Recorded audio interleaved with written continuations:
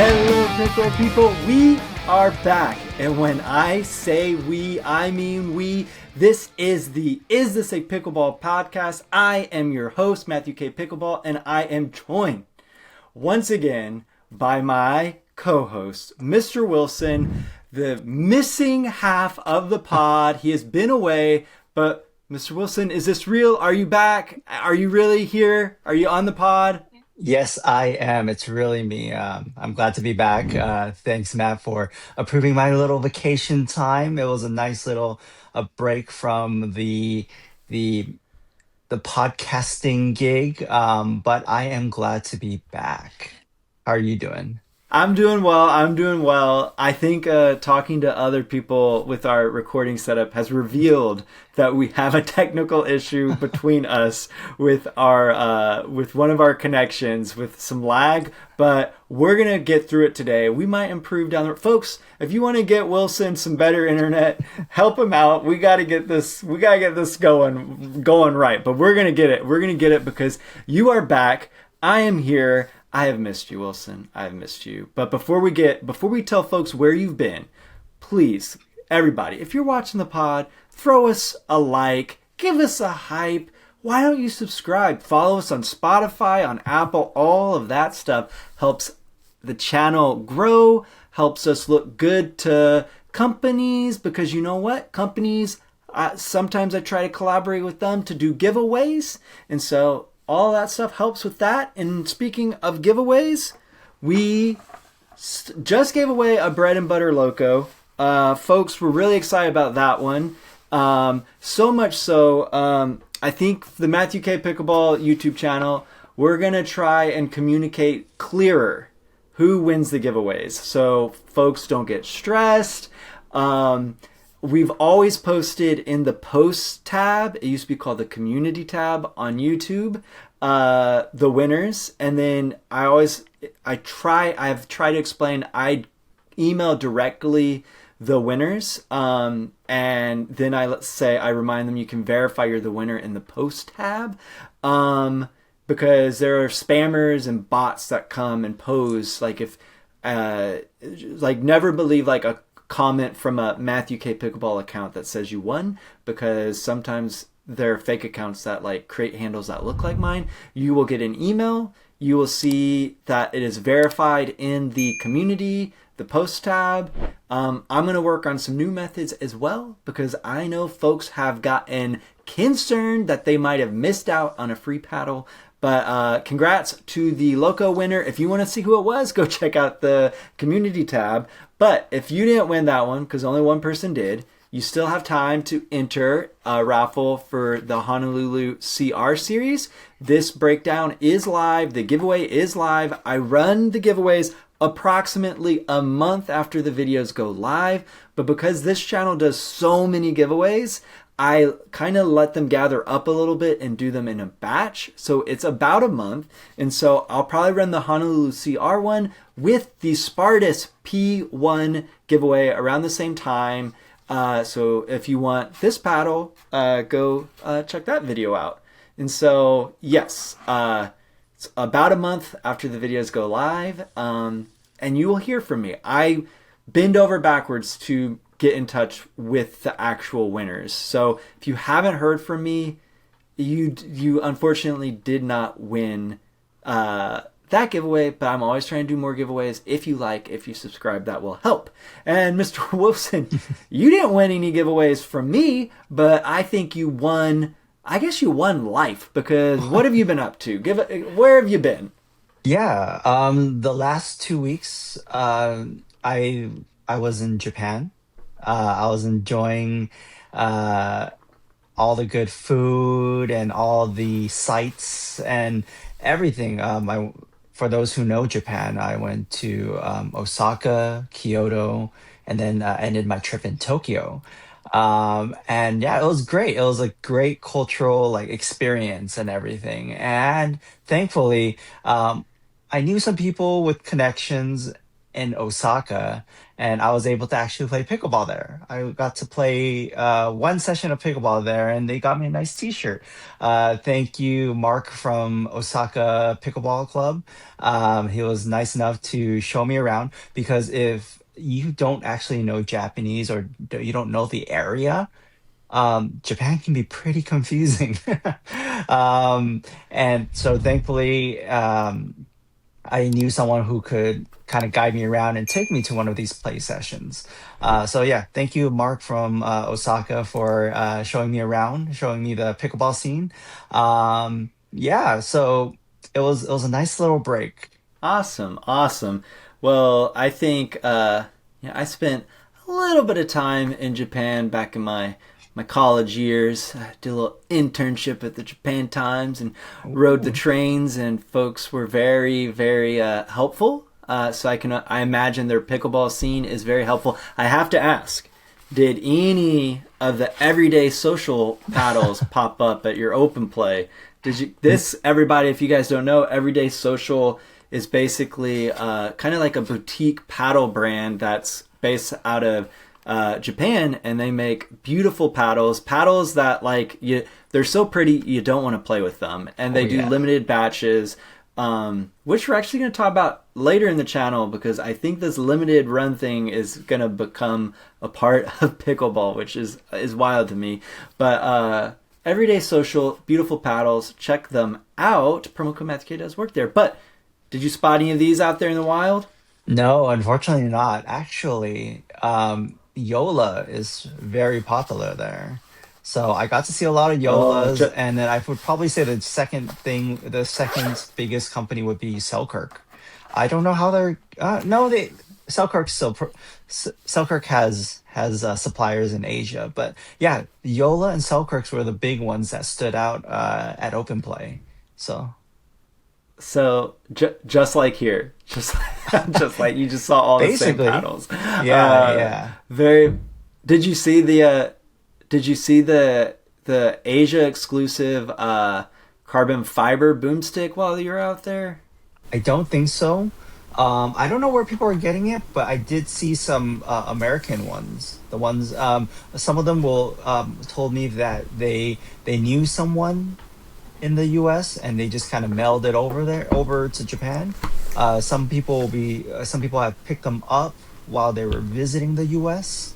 But I didn't see the raw carbon fiber one. I only saw the Infinigrip And version of the boomstick. got it. Interesting. I don't. Yeah. I think they could have distributors of the Infinigrip version. It's just that they don't manufacture them there. But I Ah, could I be wrong see. about that. Okay. But anywho, all right. I see you're sporting some gear today, Mr. Wilson. It looks like you're ready for a fit check. Why don't you? What are you wearing, Mr. Wilson? Oh yeah. So this is the Pickle Bear Club. It's a local little clothing. I guess she is a clothing creator. She has an Etsy, and it's like super cute. I thought I would give them a little shout out, because give a Pickle Bear Club a little shout out, because I really like their design, their logo. So if you really like this, go check them out. But wait a sec, wait a sec. Did you tell the folks about your shirt? Oh yeah, no. This is the Osaka Pickleball Club shirt. It's pretty legit, you know. Um, Mark from Osaka Pickleball got this for me as a souvenir for joining my first open play in Japan. Yeah, I'm really digging this shirt.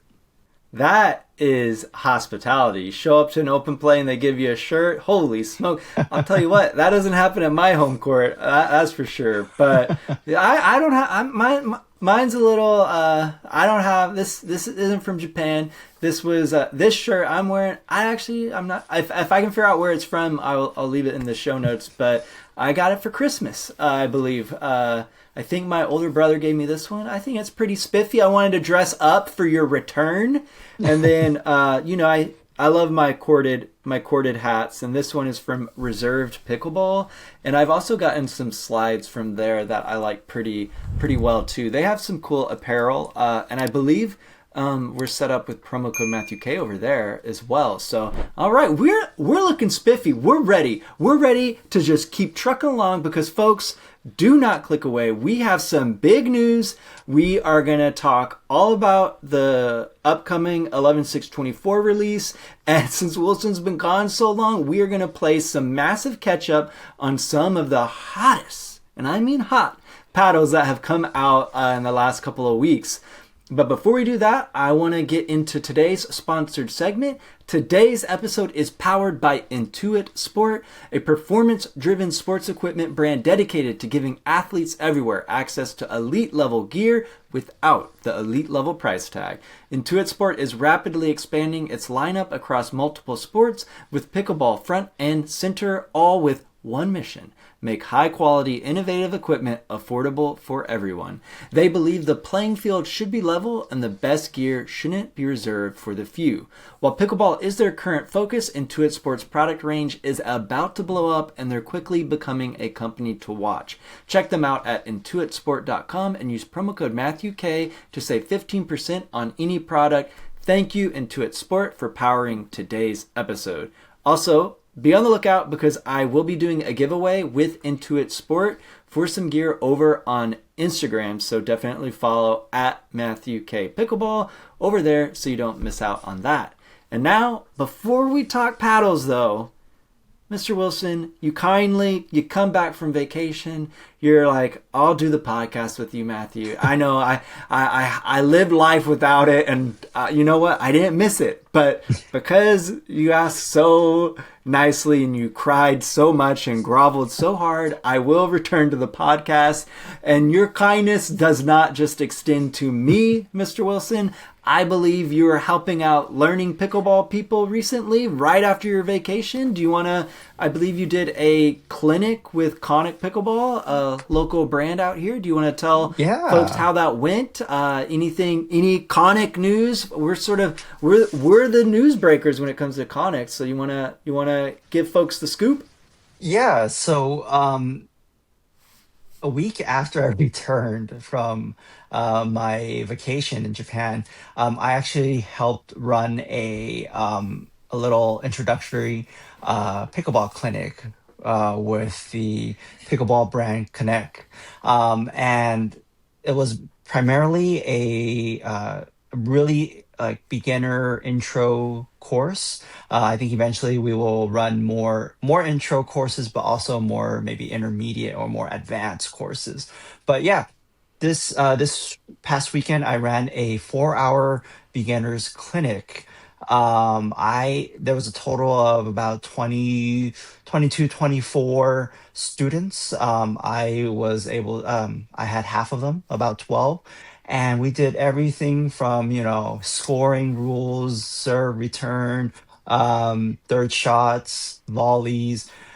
We did everything in the 4 hours, and then we also had a little tournament at the end for them to kind of test them to see if they actually learned anything from the clinic.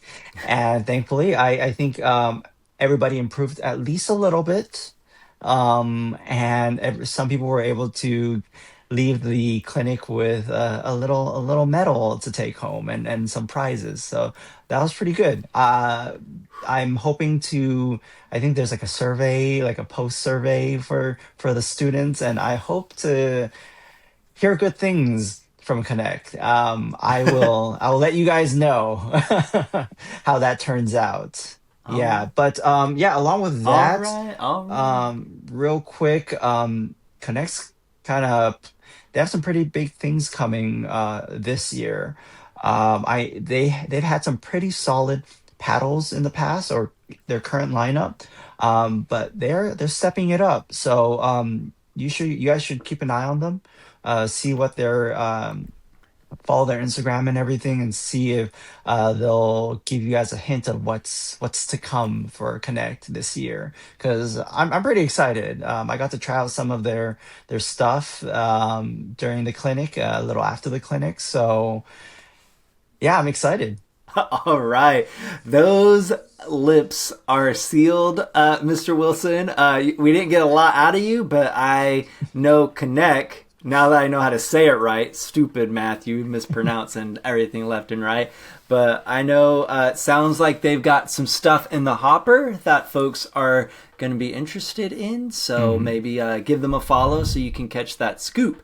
And speaking of scoops, Mr. Wilson, you know how I like to, I can't watch all the other pickleball content creators' videos. But every once in a while, I try to watch as much as I can. I like to be informed, like to see what everybody's talking about. But, John Q posted a video, and that thumbnail freaking blew out of the screen and made me want to click hard. And I clicked hard.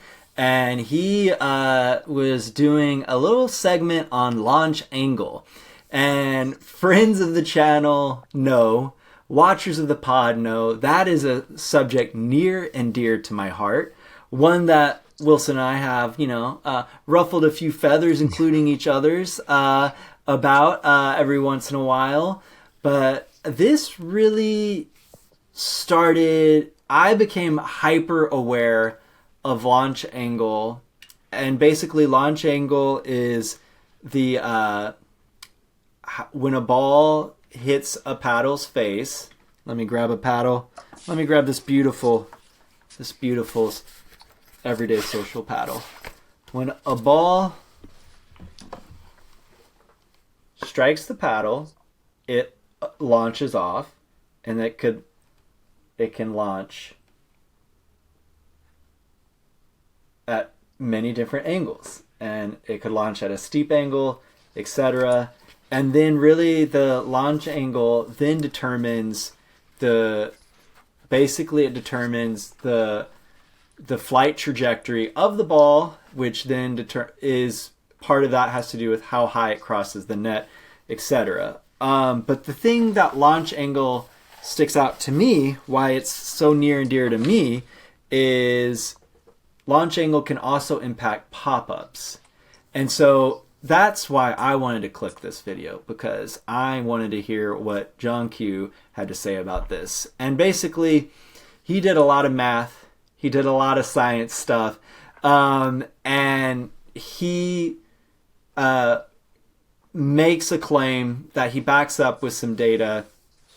And he stands by basically the grippiness of a paddle's face, or of a paddle, leads to steeper launch angles.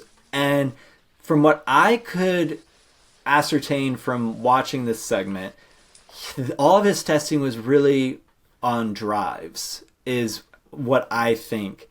And I actually did a little comment, and so we'll see if he gets back to us. But basically, what he was comfortable sort of summarizing was a high spinning paddle.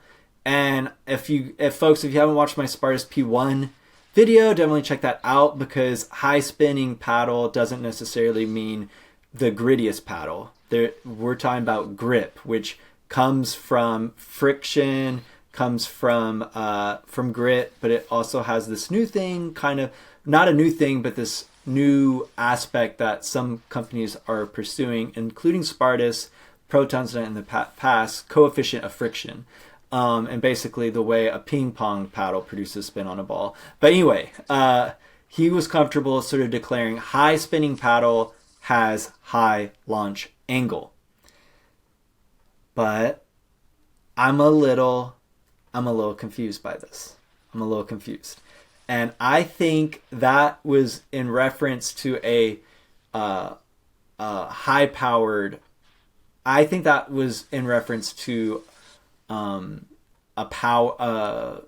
hitting the ball with some power. And what I asked him, I'm begging him, I want to know, what about soft flat hits? Because I think the grippiness of a paddle might have a different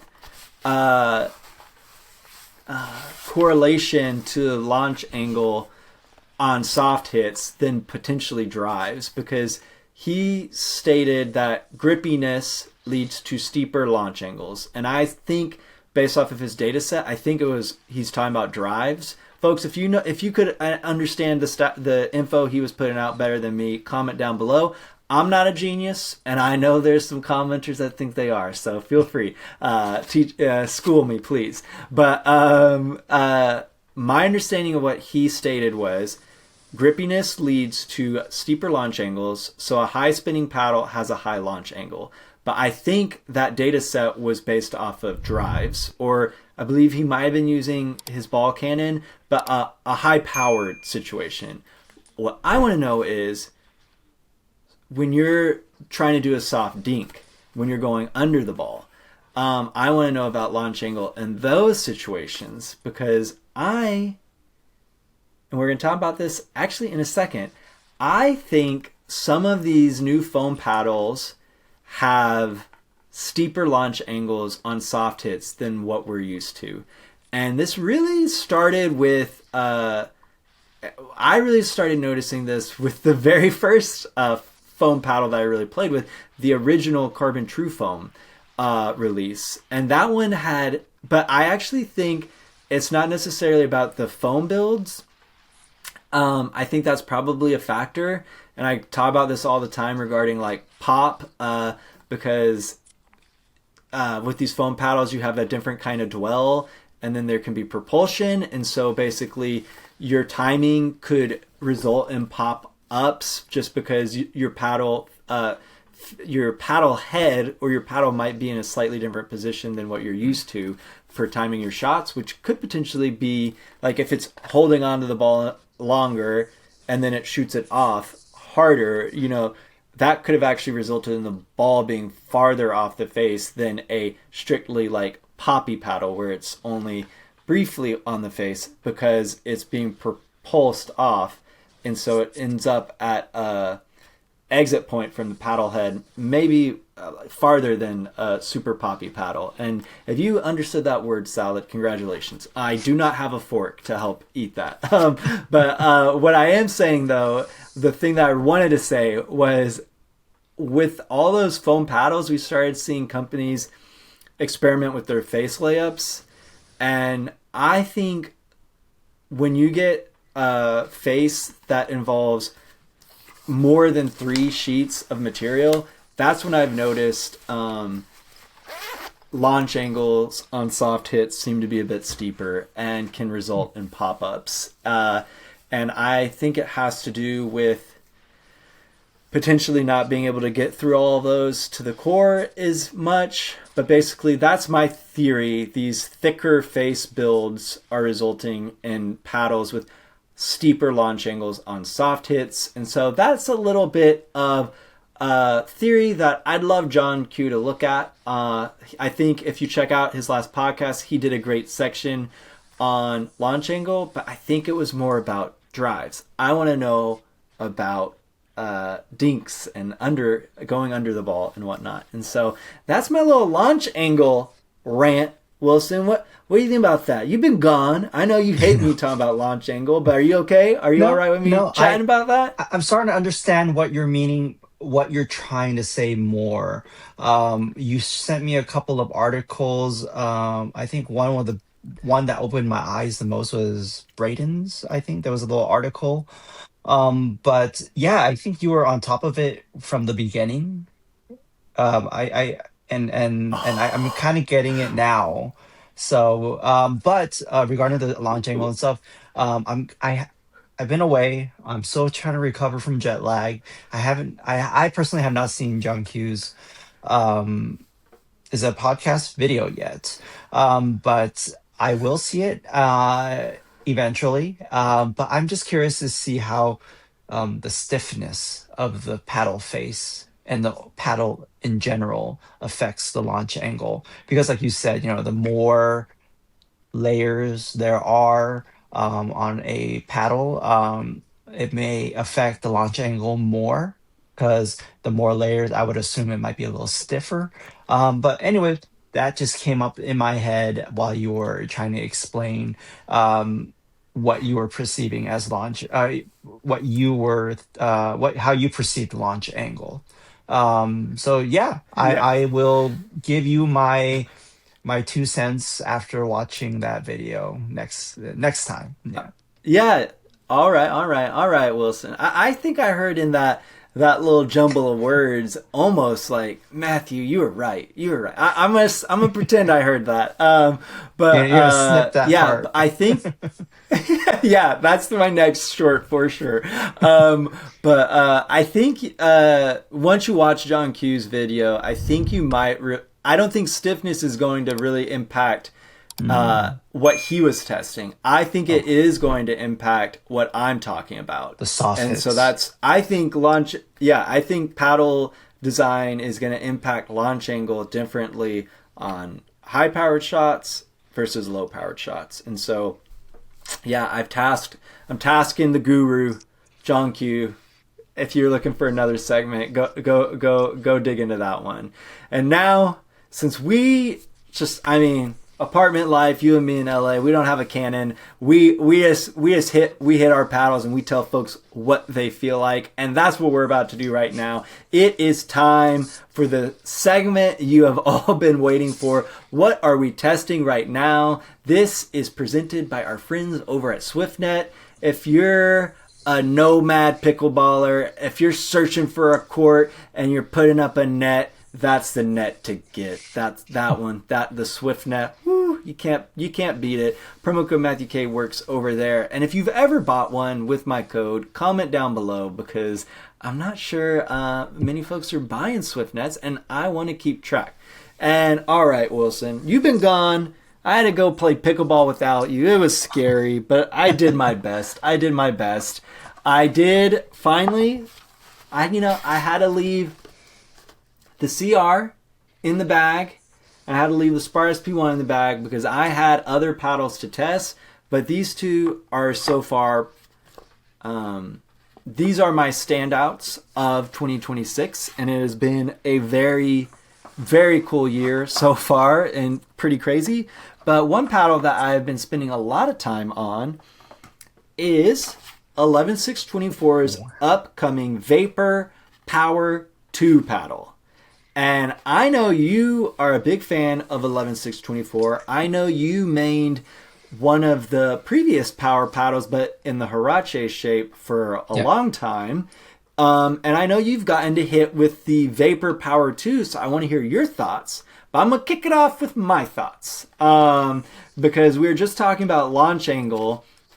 And for me, in fact, I actually brought this up a little bit to David, the founder of 11SIX24. I just did an interview with him where he kind of talked about the origins of 11SIX24, his roadmap. I mean, how he's gotten some really cool pro players. Like, he goes into a lot, but he's a very good poker player. He does not show all of his cards, and he's not really sharing. And I tried to get some info, but he was pretty adamant that he doesn't want to share kind of the technical construction aspects of this paddle. However, we did go into kind of how he developed this, his take on long-lasting grit. I believe it's called Hex Grit.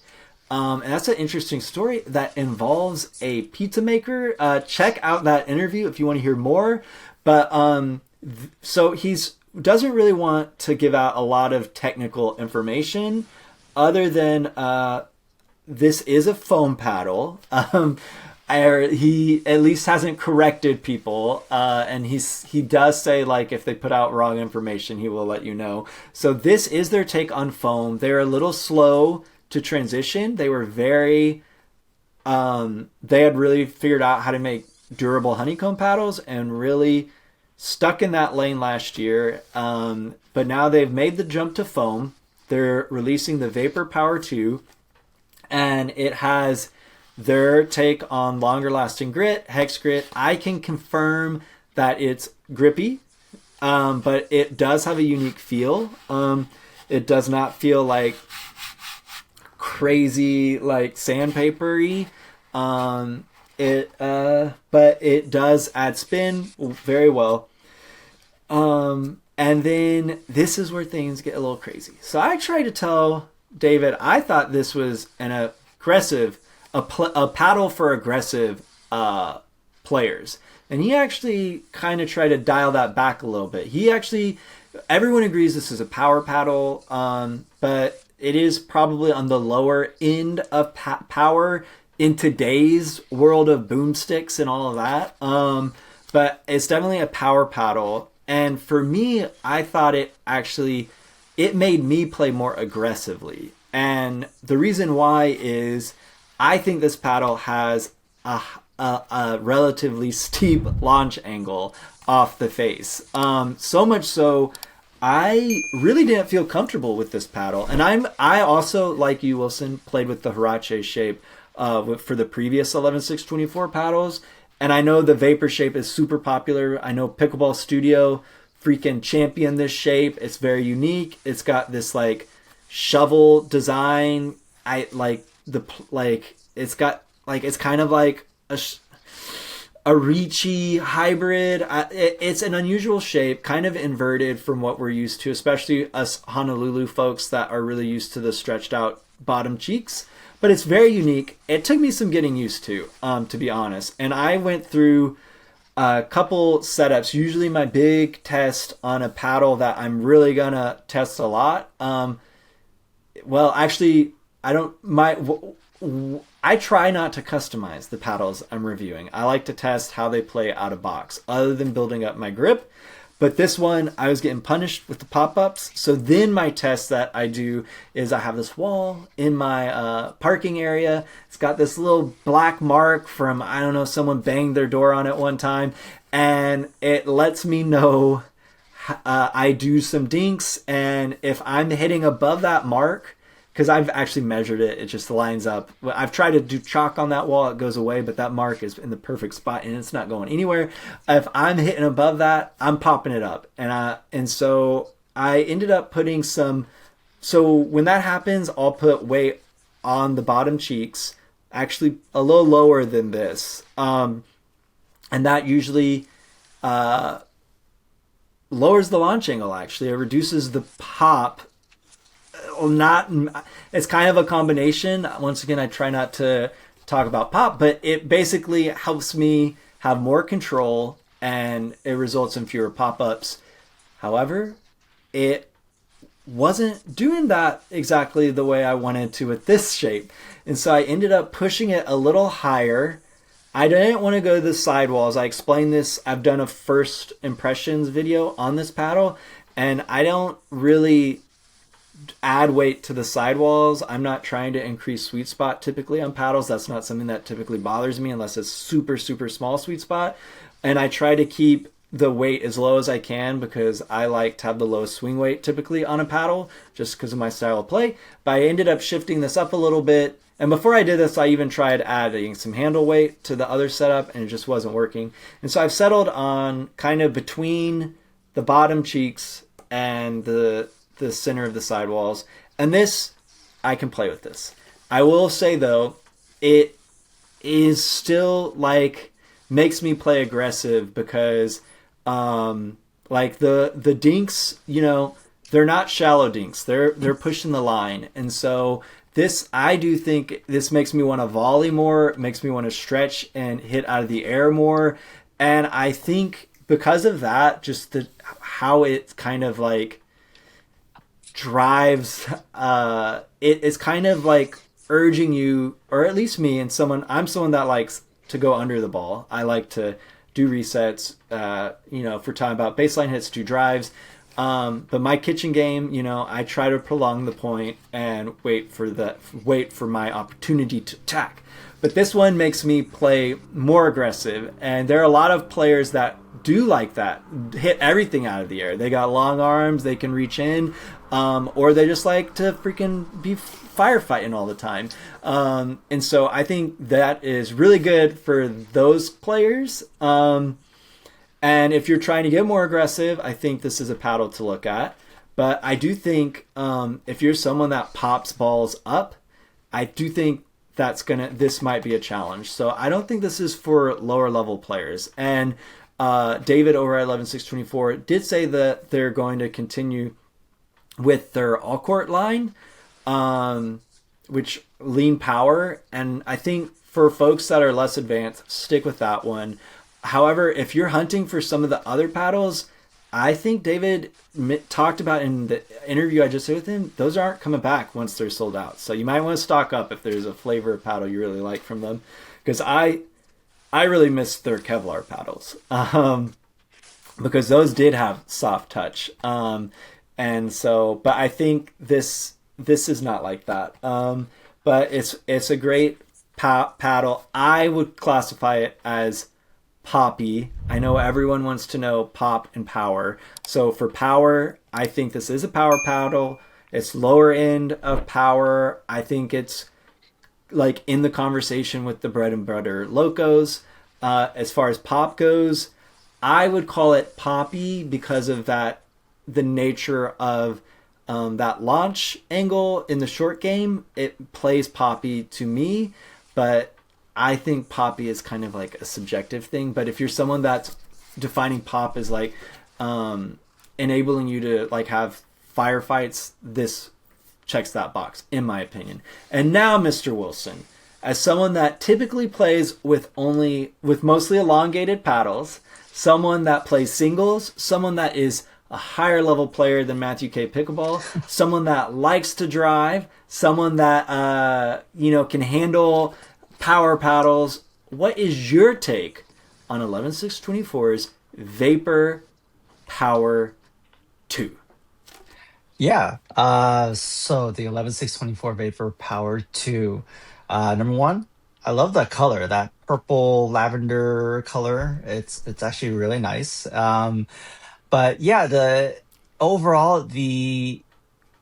paddle is not gonna be revolutionary per se, not as much as like, last year's foam paddles with the floating cores and notched cores and whatnot.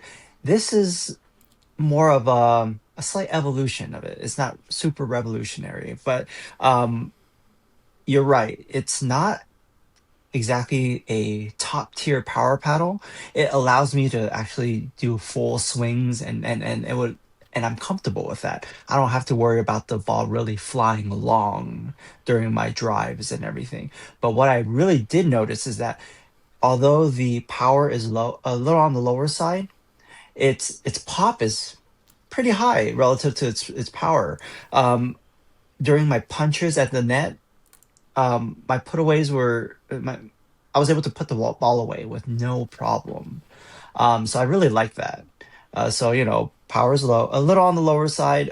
Still a power paddle, but then the pop is noticeably it's noticeably poppy, which is great, especially with the vapor shape. And if you are playing doubles and you're up at the kitchen line, you won't have any issues putting away balls with the Vapor Power 2. But I think the thing that shines the most about this paddle that Matt didn't talk too much about is the grit, the hex grit. I love it. So when you feel it, it's nothing like the 6060 Diamond Grit or the Selkirk Infinite Grit. It's not like super gritty. I would describe it more leaning towards the like a Spartus P1 in Perma Grit. It's not super, like, it doesn't bite into your fingers. You can't file your fingernails off of it. However, it's still grippy in a way. I think it's not like rubber or anything, but it's the way it is. I don't know. Maybe Matt can describe it a little better than me, but it is grippy without the grit. It's grippy without the grit. I kind of like that description. I think that I is hear what. you. Yeah.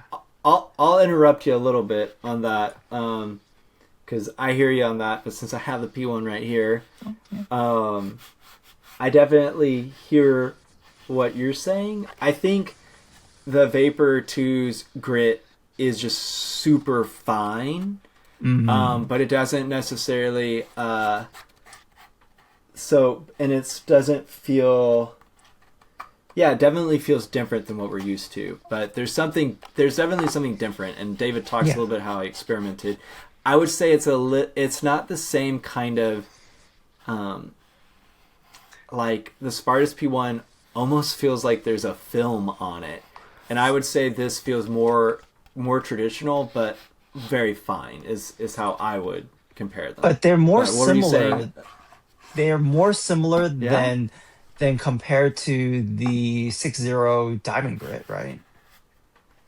The 60 Diamond Well, Grit is Mr. Wilson. literally gritty. There you go. Mr. Perfect. Wilson. All right, I don't Feel have it. You tell me. the. See, that is All right, we're gritty. And then the Vapor and the P1s are grippy with a P. all right. So P1 is grippy, like in a way that I've never felt another paddle. The Ruby with, and I know that the Diamond Grits seem to maybe have maybe changed throughout batches is kind of what I've heard through the grapevine. I'm not sure how accurate that is, but this one I have here is very fine grit. So this is super fine gritty, and then this, I mean, you're pushing me a little bit. I would say this, if feel wise, sits between the two, the P1 Yeah. and the and 6-0's take. I would say though it sits closer to 6-0's than it does P1. P1, Okay. I'm gonna have you touch this again because this is Yeah. very unique. And I think the way they play, especially in the soft game, kind of conveys that, because in my P1 video, I kind of detail, and you know this, my only move in pickleball is when I'm on the serving from the left, I have that short banana serve up right in front of the kitchen to the cross court player, and that I could execute with this. I think and that's my test to see how grippy a paddle is.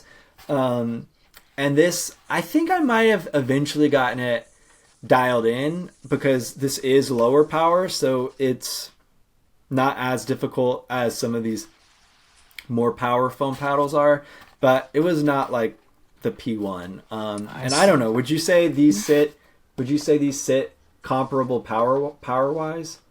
No, the P1 is definitely a more powerful paddle than the Vapor. Yeah. Uh, Going off of that, And so the fact that a more powerful paddle, I could get those short serves in, it's grippier. speaks to like how this grip is different than this, in my opinion. Yeah, that does make sense. So if you can do the same shot with a more powerful paddle, then that power paddle would probably have more grip. But just a quick last note on the Vapor. I personally think it's a little lower on power than the power level than the Loco. I think the Loco is a little higher. If you want to describe the feel of the core, since we don't really know how the core is made at the moment, or we may never know until someone cuts it open. But it is it's denser. It's not as hollowy feeling as maybe the Lezen Inferno, the Loco, or even the Boomstick. It's definitely more denser sounding and feeling, which is actually pretty good. It kind of feels plush in a way, but it's still poppy, which is surprising. But yeah, it's not as hollow and rigid sounding and feeling as the Loco, Boomstick, or the Inferno. So it's a little denser than those for those who may be curious about how it feels. Yeah, but once again, this is a super unique shape, and I think if you're someone that loves the Vapor shape, you want the extra durability foam, this is one to look at. This is going to drop, it's supposed to drop on the 13th at 3 p.m. Eastern Time, and before code, it's $209, but promo code Matthew K will knock that down. So, yeah, if you want the latest 11SIX24, this is the one. And oh my goodness, holy smoke, I forgot to talk to you about something. So I I talked to David a little bit, but this is UPA approved only, or yeah, UPA approved only. And in my Spartus P1 video, as the condition to enter the raffle, because I really wanted to do a survey, I asked if folks would consider purchasing a UPA only approved paddle. Because for me, I'm USAP all the way, baby. Like, oh, that's the only kind of paddle I ever look at. That's like my, like, I don't mess around with UP. I did my SciPick review, but after, like, that was when they were doing a dual approved one. And it's just like the UPA I thought was the Wild West. I also have like, I didn't like the origins of UPA initially. I didn't like how the buy-in was going to be so steep for new companies, and I thought it would hurt consumers because there'd be less competition. But I think USAP has really fallen on their sword because they've fumbled some stuff this past year that has really impacted paddle companies and hurt businesses. And I think maybe that higher buy-in by UPA allows UPA to have the resources they need to not have blunders like that. But if USAP is gonna stay at the forefront, I think they got to figure out how to work better with paddle companies. And I do think it begins with communication. That's the frustration I'm hearing from paddle company owners. And I'm going to ask you a question in a second, Wilson. But my other fear, though, is if we get two competing organizations approving paddles, first off, open play is going to get wild. Secondly, my understanding is a sport cannot get into the Olympics if there are two governing bodies. It has to have one unified governing body. And so if we've got a USAP going and a UPA-A going, we're never going to see pickleball go to the Olympics. And I know a lot of people want to see that. I know if that happened, that would help grow the sport. And so I got a lot of thoughts. I was thinking people wouldn't be down to get just a UPA only approved paddle. But that survey I mentioned in my Spartus P1 review, folks don't care, it seems. There have been only a few folks that sort of highlighted like USAP only, and that really surprised me. Obviously that's a super small sampling of people because my videos don't get John Q or Pickleball Studio number of views, but yeah, I found that very interesting. Very small sampling. But what are your thoughts, Mr. Wilson? Are you okay with a UPA only approved paddle? I actually try to answer your raffle, and my response for everyone who's curious is that I, as long as my local tournaments allow it, then I'm all for it. It's okay for me. I think for most people, like you said, most people in your small sample, that most people don't really care, and I think it's true because it's the main group of people playing pickleball may never even play a tournament. They're playing at the park. They're playing at the local club. So it doesn't really matter. I mean, come on, I see people play with fake paddles and whatnot. I see people playing with quiet paddles that are like super hard hitting and stuff, right?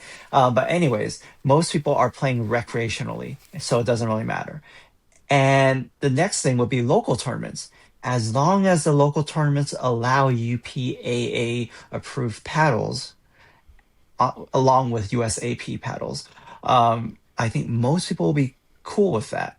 The only people who are kind of stuck, if it's only UPAA approved, are the people playing the APP tour. The APP tour, they require USAP approved paddles. So there's the APP and then the PPA. The PPA will allow the UPAA approved paddles like the Vapor. So the only people who are kind of in a pickle are the pro-ams or the people who are trying to make it pro or the ones who are trying to reach the pinnacle of the sport. Those are the people who may have to be a little more careful about what they use, what they train with, stuff like that. But I think 90% of the people out there, maybe even more, as long as the local tournaments allow it, which I think I'm seeing that most are allowing it. UPA approved paddles are fine. Yeah. Yeah, I mean, yeah, I think that's so. That's gonna for the Olympics question. That's gonna be quite Oh, a tangle to deal with. But yeah. all right. Long story short, Vapor, the new Vapor. If you like the old Vapor, this is definitely an upgrade. If you want to support 11SIX24 and their innovation. But yeah, I don't think it's a paddle for everyone. And then I do want to though point out that I was using Exo grips from IntuitSport on this, and once again, I think they're really good. They're an overlooked overgrip brand, and I think they do solid stuff. Promo code Matthew K is set up with them, and now we got to move on because we got a lot. We got a lot to cover. A lot to cover, and I think I did want to get your take really quickly on. I am working on a big video on Volair's latest release, and I've been really. I've done a whole video on their original Mach 2 Forza, and this one I think plays more like this is their next version. It's the Shift. It's a full foam paddle. I'll be doing a big video that goes into all this tech, so make sure you subscribe and check that out. This is a very interesting paddle. It's very unique, and I'll be talking about this more on the channel. But I wanted to get your take real quick. I think you've talked a little bit about this, but you tested the elongated version, and as someone that plays a lot of elongated, that is a power player, what's your take on this paddle? I felt it was an interesting paddle. It's very different from what the other foam paddles. It feels different from all the other foam paddles I've been testing. Number one, it's not as hollowy and rigid. It feels more of a dense and soft feeling, in my opinion. It's is definitely it's the power is there if you put into it. If you put power into it, you really swing at the ball. There's power. But for the most part, it's kind of I felt like it was kind of hard to activate that kind of power if let's say you're a newer person or something. But all in all, pop is more controllable than other paddles I've had. I would say I personally think the launch angle would be on the lower end side. It's I didn't For have any the issues with for the yeah. elongated. With the elongated, yeah. I didn't have any issues with accidentally popping up paddles. I say if I'm in a pickle and I am like in a high stress environment and I need to hit high percentage, low mistake shots, I would probably use this. I It's a very controllable paddle. It's not a top tier power paddle or anything, but it's a solid plush foam paddle. Yeah. Even at a 14 Awesome. Well, millimeter, I'm surprised. 14 millimeter yeah. and it Well, feels soft. yeah. Well, folks, that's great to hear. I don't think you're super sensitive to launch angle. I don't Mm. think. I think you can handle pretty much everything. But yeah, I kind of have a little bit of a different view. But I was testing the wide body, and I'm gonna talk about it on my review. But yeah, I did have to put some weight down, and I do think it has more to do with how they've done the face layup. And so check that video out. But yeah, it's a super interesting line. I think Volair is doing some cool stuff now. I believe Justin, the Pickleball Etc. Got paddle consultant was involved in that, and it's very interesting. And so I'll be covering that more on the channel. But right now, what we have to talk about, Wilson, because I got a crazy little update about this. PaddleTek's Honeyfoam. You disappeared, Wilson, when these dropped, and I freaking love these paddles. I have the 16, and then after they dropped the 16, they then dropped, or then I think they dropped them all at the same time. But the reviewers were told about a 16 millimeter version, and then late after, like right before their launch, a 14 millimeter popped up.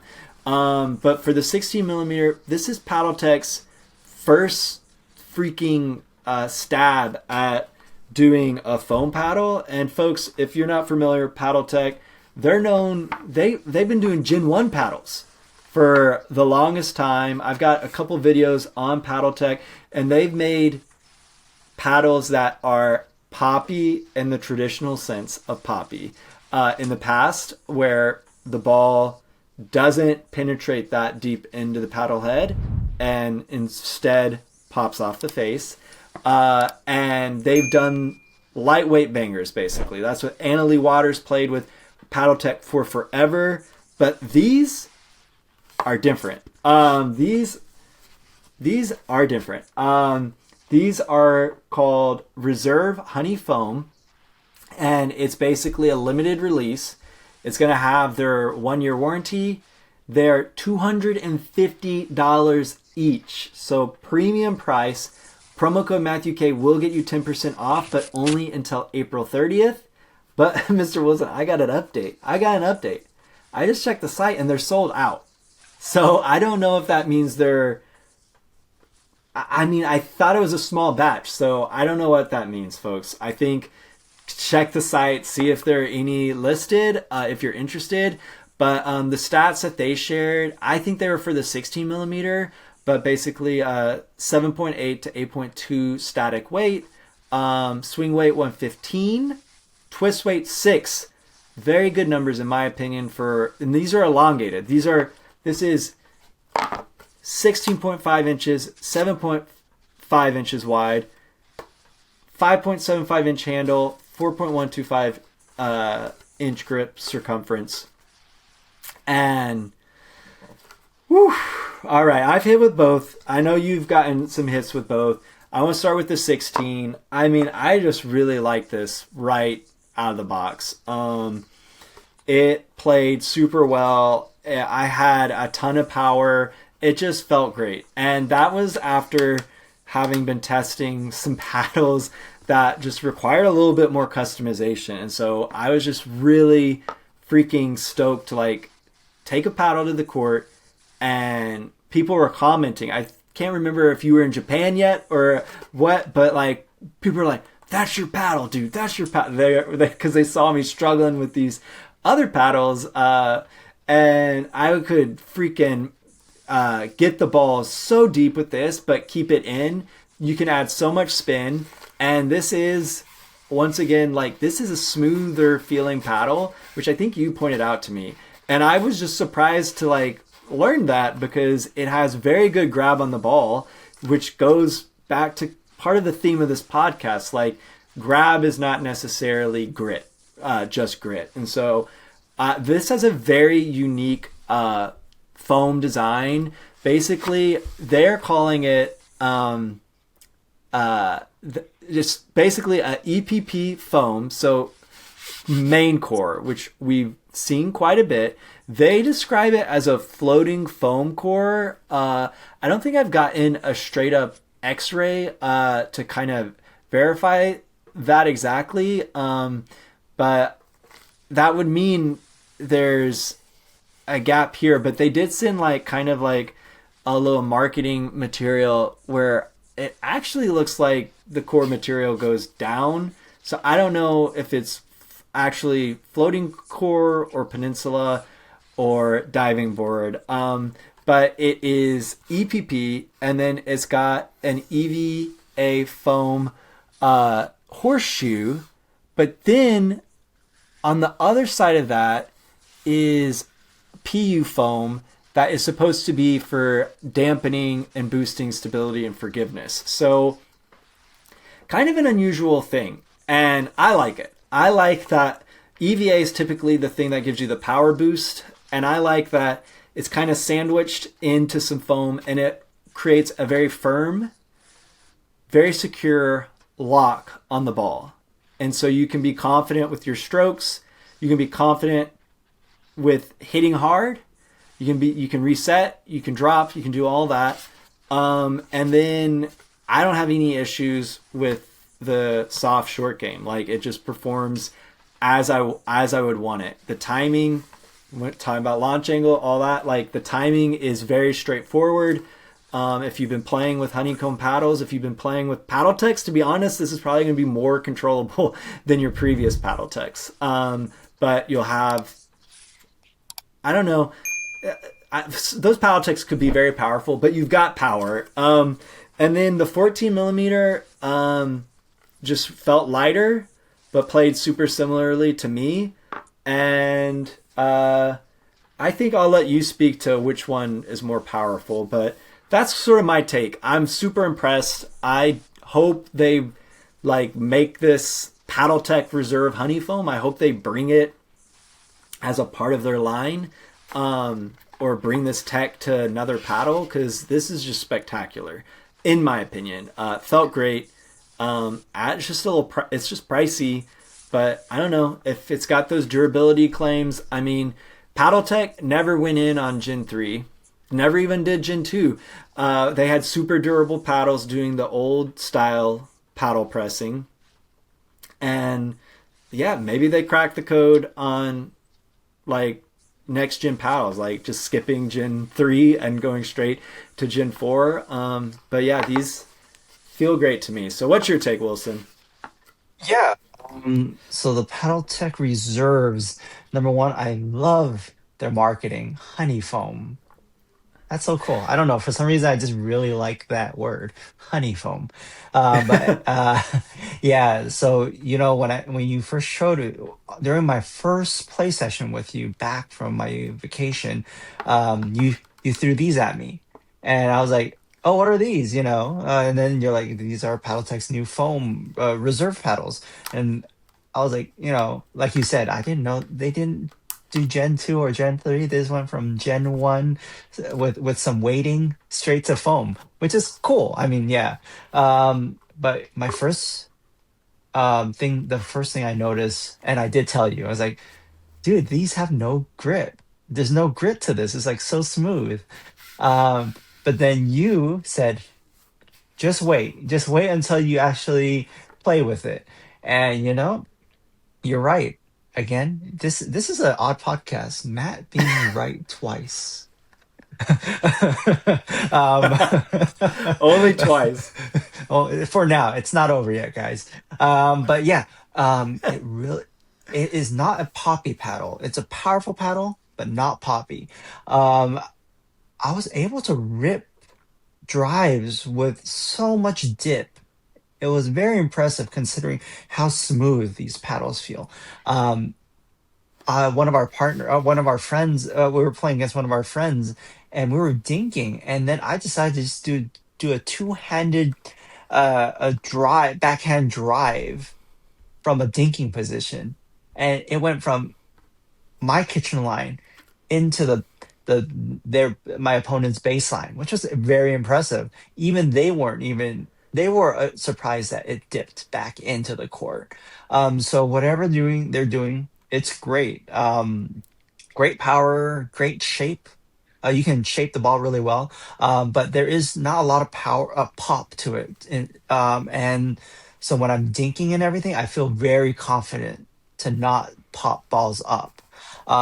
So I mean, overall, I think that's if you come from tennis, the first thing that came to my mind is that if you came from tennis, this would be a paddle that you would like. And I do have a little bit of tennis background, and I thoroughly enjoyed this paddle. However, $250 is a little steep, but for a top tier high quality paddle, because PaddleTek makes really good quality paddles.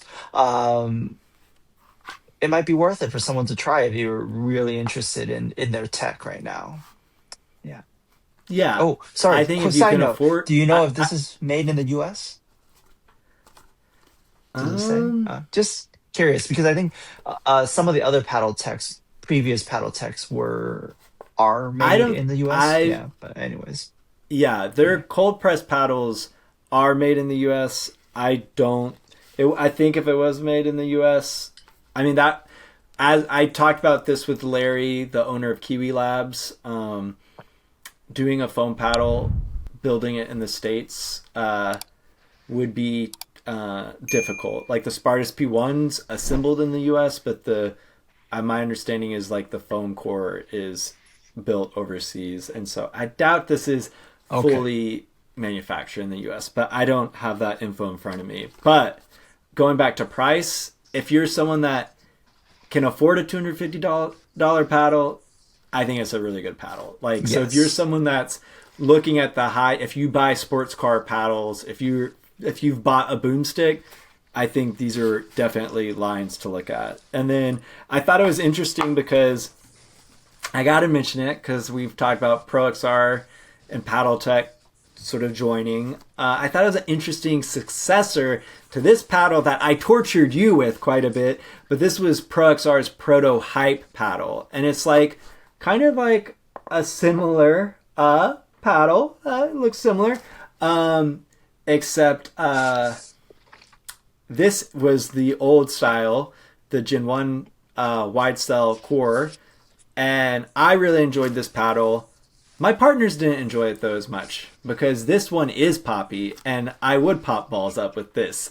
And so I think if you're someone that struggles with pop-ups but want a fast paddle, a powerful paddle, I think this is a really good option because this plate had everything I liked about this without annoying my partners with the pop-ups. Agreed. So, yes, you got there. So Wilson appreciates that. Thank you, PaddleTek. Wilson, thanks you. All right. And we are running, you've been gone. We're doing an extended little pod. I have to get this talked about today. We've got Enhanced Pickleballs coming out with some new paddles. And I've already done a first look on one of them, but they're coming out with a line called Turbo, and it's coming in 2 flavors. They're going to have EPP and then MPP. And so 2 different core materials. And I have spent a lot of time with the hybrid EPP Turbo. Wilson over there has got the elongated of both the MPP and EPP. Oh my goodness, this is a lot of letters. But Wilson, I'm going to just start real quick with breaking down the lines, and then I'm going to ask you to compare the MPP and the EPP elongated for folks. And so basically,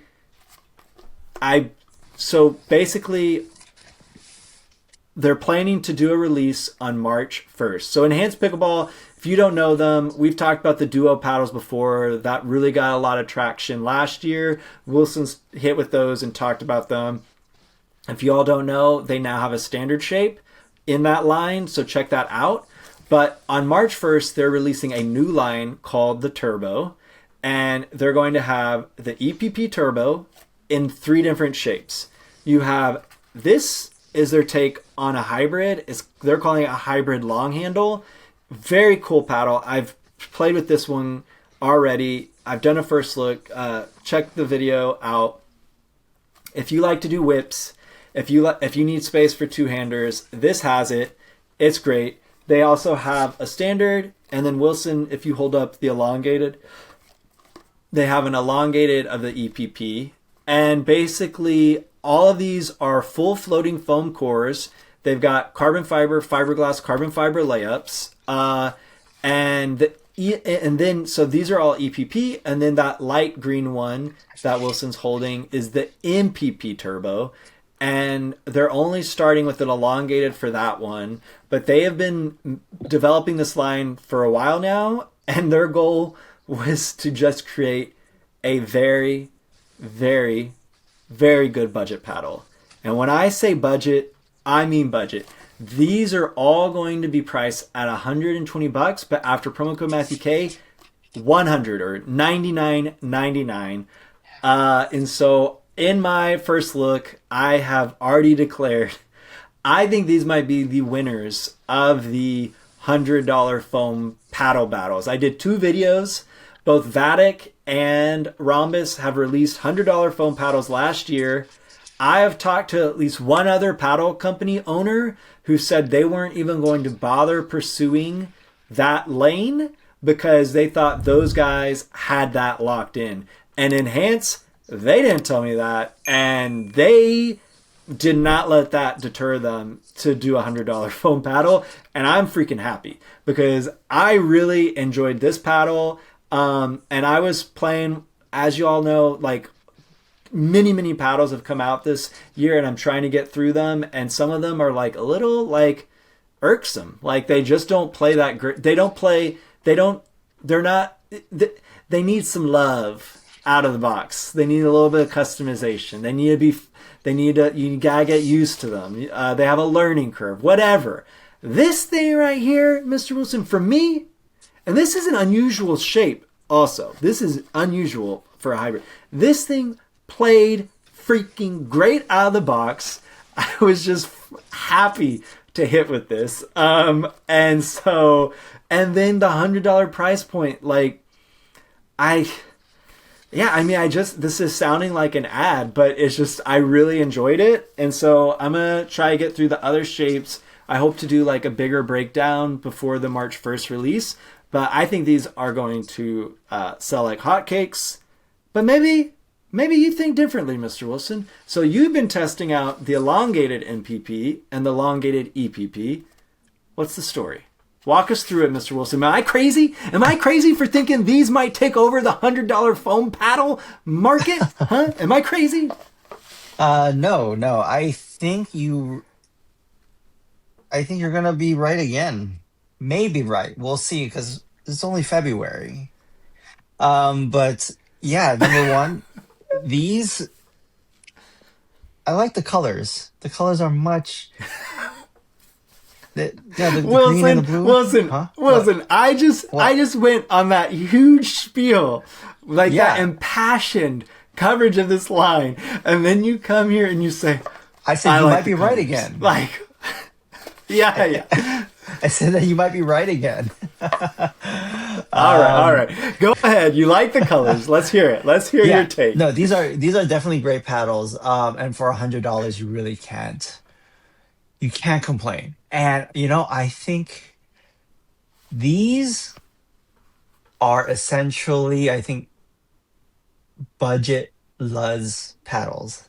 That's the first thing that came to my mind.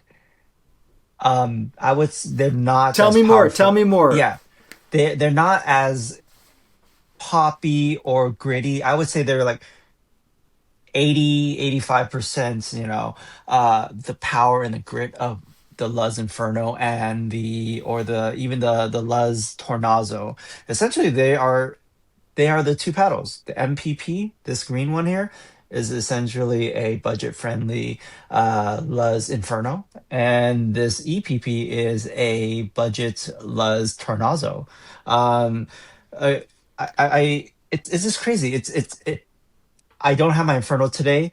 It's in storage right now. But they essentially this one, man, it sounds 80%. It's 80% similar to what the Luz Inferno sounds like, and the feel, as it has the same pop and power as that Inferno. I mean, I think Enhanced Pickleball really knocked it out with this green MPP Turbo. If you want to know the big difference between the two, though, is this is a little more denser feeling. I mean, okay, so side note, these are just, the difference is so minute. I think they could have been fine with just this, the MPP Green Turbo. However, they want to give people what they want, and some people want a little less power and a little less pop, so that they can so they can control their shots a little more. That's something that EPP Turbo, this blue one, that's something that people who want control may want to lean towards. However, this is no slouch on the pop and power side. It's just it's a tad weaker than the green one, the MPP. That's it. They're so minute in the differences. But yeah, the thing that shines right now, and unfortunately only comes in the elongated shape, is this green MPP Turbo. But yeah, I think, like I said, this is the budget-friendly Inferno. Yeah, you got to try this out. You got to bring your Inferno, or I'll All bring right. mine, and we'll do a blind test. All right. Well, I got in front of me. I mean, the Luz does have this new shiny blue one in the Inferno, True. and so I'm gonna suit this one up, and I'll do a side by side myself, and we can maybe get a soft hitter's perspective. But I mean, that's high praise because everyone that hits the Inferno like that fits their style, like loves it, and so I'm excited to hit that in PP version, and yeah, hopefully they'll drop this shape in that. But and I just wanted to also, I forgot to say this about my take on the EPP Turbo hybrid long handle was it felt like, and also no, I also hit with the I'm pretty sure I hit with your elongated EPP if I remember right, because you had that suited up, and so they feel quick the way the Quantas did, Yeah. except everyone's issues with the Quanta was they felt a little unforgiving, and that's not the case with Enhance's EPP take. And for me, I always thought the other $100 like paddles that folks really liked were the Vatic V Soul Pro, not the Powers, the Pro. And I always thought those were just a tad not quite fast enough in the hands for me. When I was comparing the elongateds, I'm sure you could do. I'm sure. So I should do a more fair assessment and hit more with your elongated. But when I hit with it, I thought, oh, this is what I got from the Quanta. But maybe I never thought the Quantas weren't stable, but I'll definitely say I feel more secure with Enhance's take. And so super excited for them. I mean, they've been doing that Dink Master Pro, which is a great tool, and then they got into paddles last year, but like I think I remember a long time ago I talked to the owner. I was like, you gotta come, like it's budget, like, and I was a little like bummed to see like some of their, I don't think like they never got in that low price like these, and so I'm excited that this is what they're pursuing. And so I did want to highlight. I think we can maybe highlight one more before we wrap up. But I wanted you to talk about the Dynasty Foam Legend long handle. They've been sending us paddles for a little while. I think we've chatted a bit about them, but before they had their normal Dynasty paddle, which kind of has like an unusual look. These stick out at open play. They've now come out with a long handle version, which you can kind of see they've carved down. They've done some buckle fat removal down on the bottom cheeks and slimmed that up a little bit. Because I imagine folks were complaining about not having a comfortable two-hander. And so, yeah, so they slimmed it down. And these are foam paddles, EVA. I'm not sure if they're diving board or full floating. They also say it says it's 2 layer. They say it's 2 layers of fiberglass, 2 layers of T700 raw carbon fiber. So that's one of those. That's a 4 layer layup. And then for the, I don't know if it's for the long handle, but their site said for their other one, it was 8 to 8.1 ounces. So decent weight for, especially for an elongated, but a swing weight of 118, twist weight of 7.2. That's what they're at least aiming for, and it's $175.50 after promo code Matthew K. And so those are the stats that they are putting out. We'll need to verify some of that, but I think you've hit with both of them, the long handle and the normal. Do you Yeah. wanna? What's your take, dude?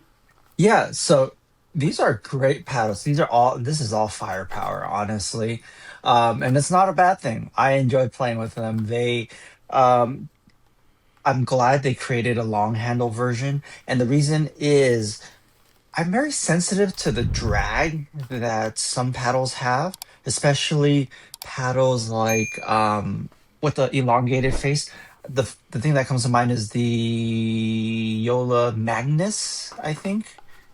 It has like a very long face, and that creates a lot more drag when I'm doing drives and when I'm playing singles and everything. And I'm pretty comfortable with hitting the sweet spot in general, so I don't have any issues, and I don't really need that extra space and stability down here. So I am very thankful that Dynasty listened to the people and gave them what they want, and gave them a longer handle with some slimmed up cheeks. But yeah, these are very powerful. It's weird. I would describe the feeling, the ball coming off the paddle as like rubbery, like poppy. It's very poppy. I mean, this reminds me of the Flick F1. And I don't know how I don't know the cost of the Flick F1 right now at the moment off the top of my head, but this could be another option if people really want an alternative to the Flick F1. Because I think in one of the reviewers' databases, I think the Flick F1 is considered more powerful than the I think it's on John Q's database, but it's more powerful than the boomstick. So I mean, although the boomstick is pop and power and everything, I mean, the Flick F1, and I hope he adds this to his database. They're really they're up there. Yeah, this is all power and pop, and it's all fun and games for me with this one. I and oh, it's and the way it, like I said, I described the feeling of the ball coming off the face as kind of rubbery, and I could definitely shape the ball with this paddle. So it's pop, power, and shapeable. Um, as long as you can get over this design, I'm not saying it's bad, it's very unique. And they actually did tone it down. If you have both mats, you can see that they really toned down on the design. They really Yeah, minimized it. Or do you see a little bit? I Yeah, mean, a little yeah, bit. no, it's a little toned down. Yeah, They seem to have removed the cheeks graphics. I yeah. think if But all in they all, went with the sweet spot yeah, area all in is all, unaffected by the design. So I'm a happy camper. Uh, thank you for thanks Dynasty for sending us some to try out. I really like this paddle. Yeah, yeah, yeah. I mean, I think the fact that you just said it's like a F1 and boomstick category of power and I think so. firepower, Hmm. I I think if they if you like these graphics, I think you're good to go. I think Dynasty should consider doing a blackout version where they remove the graphics, and I think those will sell very quickly at that $175 price Hmm. point. Because who like with the amount of firepower and power that the boomsticks, the F1s, and the what you're saying, the Dynasty Foam Legend LH supply, like it's not everyone's everyday paddle, especially lower level players. They just want to pull out of the bag to have fun and rip sometimes. And so maybe having a lower price point, I mean, maybe you could finally try one of those power paddles out that you've been afraid to spend $333 on. This is up there. But I have a feeling if they did a blackout version, like all the 5.0s would be buying them. Yeah, very cool. That's awesome to hear. All right, well, so I said we were gonna move on, but I got to highlight one more, and Okay. then we're doing a little extended episode since you've been gone. But we have got a crazy. I got a lot of info that I want. I'm gonna try to do this quick, folks, as I bring out a big stack of paddles. But so we have not really covered this brand on the channel before. They were doing a lot of stuff right before we started podcasting, but there's this brand called Holbrook. They've been making paddles for a while now, and this here is a big release that they did last year called Arma. It was this crazy multi-density honeycomb core. And when I say multi-density, I mean they're using wider cell honeycomb in the center and more narrow here. And then Pickleball Studio had his brother hit with one of these, and Isaac, he can hit and like broke one. And then I think it kind of like got overlooked. Like there are then questions about durability. Personally, I think not a lot of people hit as hard as Isaac does, or as hard hitters in general. And I also think the durability concerns of Gen 3 was a little overstated.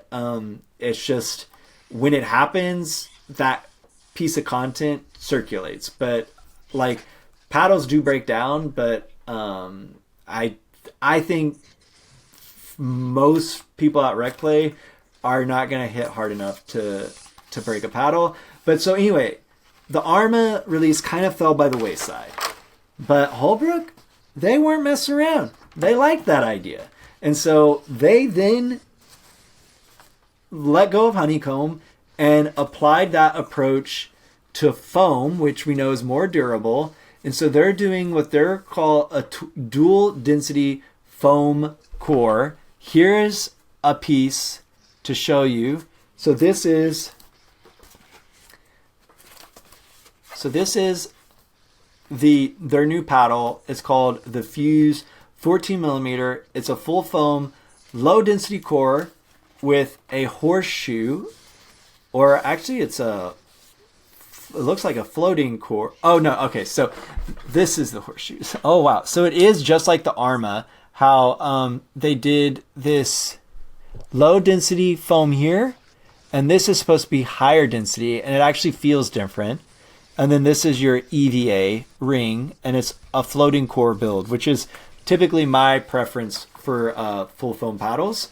I typically think they're more controllable. They don't have as pronounced of a diving board effect, so your timing is easier. These are supposed to launch the middle of February, so any day now. They are $230 before code. Try out promo code Matthew K to get a discount. And then I did have some stats that I wanted to share because they're releasing this in 3 shapes. You have the hybrid, and this one is actually this one is 16 millimeters. The hybrid is 16 millimeters, 7.8 to 8.0 ounces. Static weight, swing weight 113, 114, twist weight 6.5, and is USAP approved. They're also doing a wide body, swing weight, same weight. Swing weight is the same as the hybrid, but the twist weight is bigger at 7.0, so obviously more stable. And then Wilson has the 14 millimeter elongated, and I accidentally held on to the 60 millimeter, so you're supposed to hit with this one too. But for the elongated, they offer a thinner version, which he's been hitting with, and then a thicker 16 millimeter. And so for the 16, it's 117 to 118 swing weight. The one Wilson has is 114 to 115. So the 14, the thinner one, is less power. And then the 16, the one I have here, is 6.3 twist weight, 14 millimeter, a tad less forgiving at a 5.9 twist weight. But it does have that 5.5 inch grip, and it is 16.5 inches long, 7.5 inches wide. And so Wilson, I know you didn't get to hit with both thicknesses, but why don't you give us a little quick impression of how the 14 millimeter elongated Fuze paddle plays, since it's about to be released? Yeah. So this is the 14 millimeter Holbrook Fuze elongated. This is the only one I've played with so far. But all I can say is the first thing I notice is, damn, this sweet spot is huge. The power and pop is pretty standard floating core power. It's nothing to to brag about or anything, but I felt really comfortable. There was very few mishits unless I hit the actual frame of the paddle. It felt good. So whatever they're doing, I see that they're going with a similar design as their previous Arma line, but with foam this time, and I think it works. Whatever they're doing, the sweet spot feels really good, no matter how wide or outside of the expected sweet spot I hit at. Um, yeah, all I can really say is the sweet spot is amazing on this elongated paddle. So I can't imagine what the wide body or even the hybrid might be like. I'm excited to even just hit with those too, out of curiosity. But yeah, huge sweet spots. Power pop and power is pretty standard. Nothing too special about that. But the takeaway is, damn, this sweet spot is huge.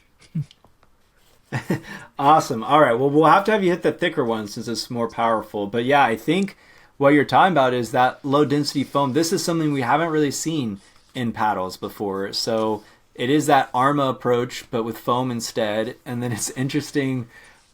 Sweet spot bit is big. I don't know. So maybe the aspect of low density when we think of honeycomb, wide cell, low density, like that always like kissed on the ball and felt a little more forgiving. Maybe it's the same with foam. Very interesting. So yeah, I'm excited to see how these all play. Sorry that we haven't gotten to hit them all yet, but I also wanted to highlight because they did just drop another paddle, which is going to get completely overlooked because of this other one, but they have done a more traditional Gen 3 build with EVA perimeter and then low density polypropylene honeycomb structure that just came out, and it's got a fiberglass carbon fiber layup, and this is called the Zone Power. And what's interesting about this is it's $150 before code, so promo code Matthew K knocks it down whatever it knocks it down to, and so that is a good price, I think, for a Gen 3. So we need to see how this plays.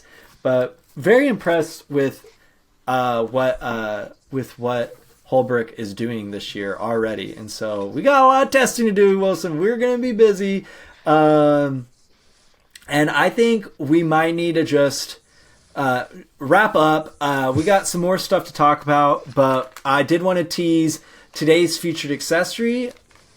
Mr. Wilson, we're getting in on the Pickle Clips action. I don't know if you've seen this. These are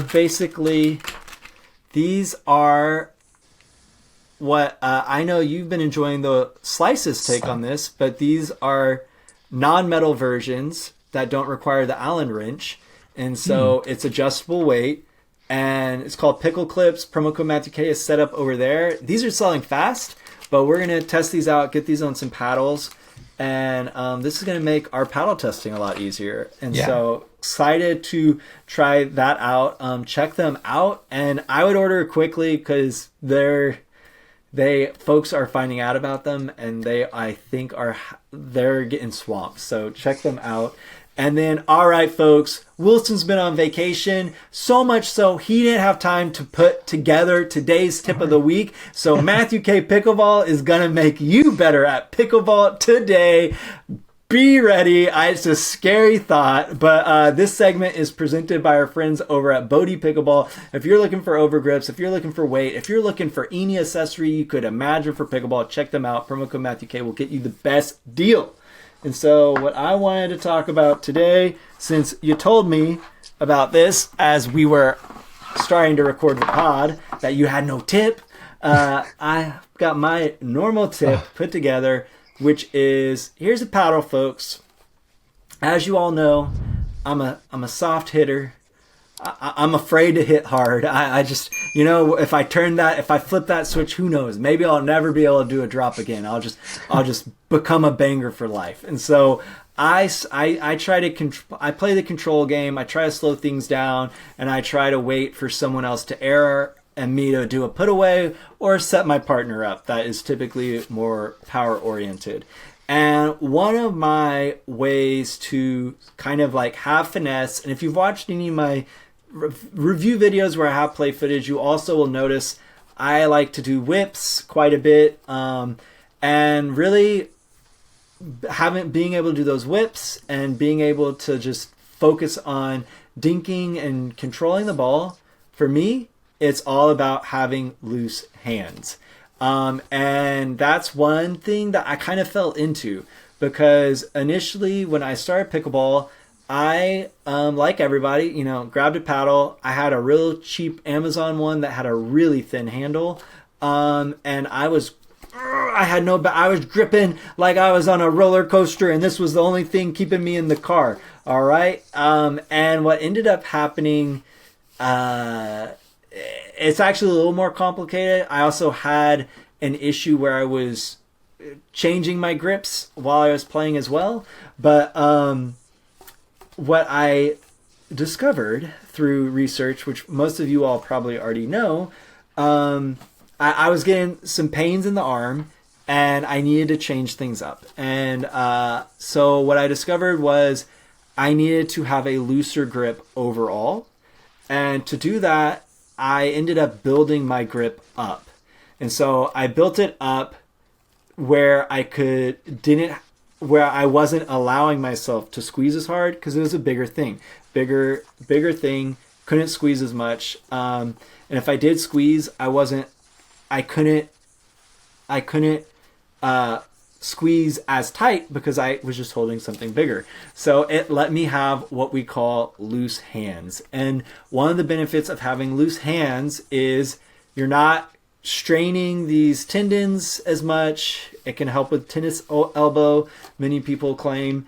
And for me, it really changed. It made pickleball more comfortable for me. I didn't have the issues, but really it also improved my game, because basically having a loose grip lets you control the ball easier. And so that's my tip. If you are having pains or you're having trouble at controlling the ball, build your grip up, add 1-2 over grips. You could also add an under grip. Hesicor makes one people really like. Do not do the carbon fiber one, though, if you're trying to build your grip up, because that one is very slim and it is actually very firm. And then I also like Ethos's undergrip as well. Or you could just put a couple over grips on top of the paddles grip. And so that is my tip of the week. If you want loose hands, if you want good control, if you want less pain in your arm, build your grip up. Have loose hands. What do you think, Mr. Wilson? How'd I do with today's tip of the week? That was great. But I think that was a great tip especially for people who have issues with popping up balls because they're gripping their paddle too tightly and they don't allow their paddle to absorb, or their wrists and hands to absorb some of the power from their opponents. So having a loose grip definitely will help reduce pop-ups.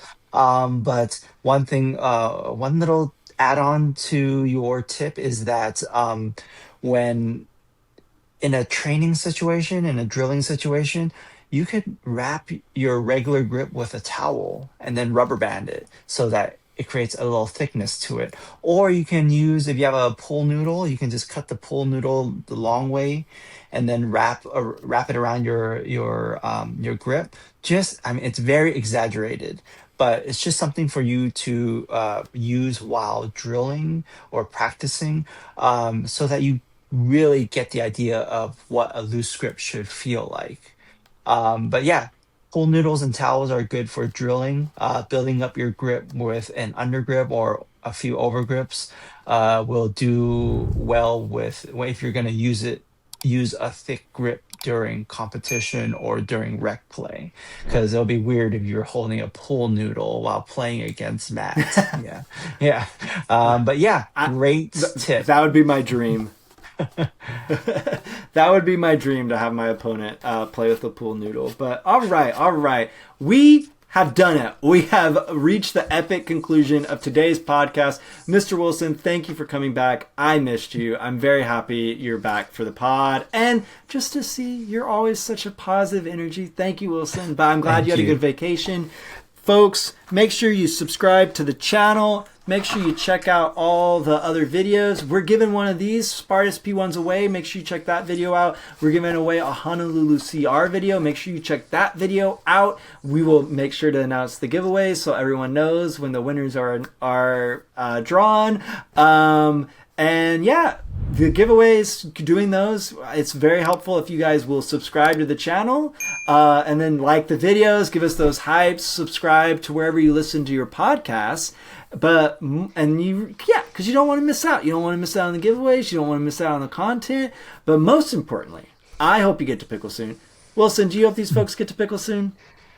I hope everybody gets to pickle soon, but I just want to do one more thing I forgot real quick. I want to congratulate Matt on his 5,000 followers on his YouTube channel. So that's a big feat. So congratulations. Thank you, Wilson. Thank you. You were a monumental part of that. I know we didn't make that goal before the turn of the year like we were trying, but it was a lot. It was a big deal when we did make it. And Wilson, I don't think I could have gotten there without you partnering up with me, because just the YouTube game can be very lonely. So thank you, Wilson, for being a part of this. And so really appreciate you saying that. But guys, don't forget, and gals, we both hope you get to pickle soon. Just don't forget, it's about having fun.